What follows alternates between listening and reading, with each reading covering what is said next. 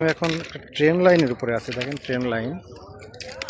তো ট্রেন লাইনে তিনটা ট্রেন লাইন কেন থাকে এটা একটু আসেন দেখা যাক। কি এই যে দেখতে পাচ্ছেন তিনটা লাইন, হ্যাঁ, এই যে প্রথম এইটা এবং এটা দিয়ে হচ্ছে মিটার গেজ ট্রেন যায়।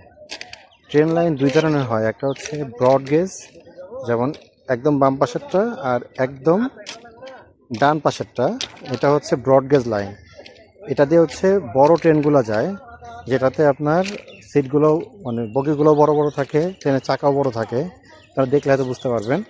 আর এই যে এইটা এবং এইটা প্রথম যে দুইটা, এটা হচ্ছে মিটার গেজ ট্রেন, যেটা ট্রেনের সাইজ একটু ছোট হয়, চাকাগুলো একটু ছোট থাকে, এটা হচ্ছে মিটার গেজ।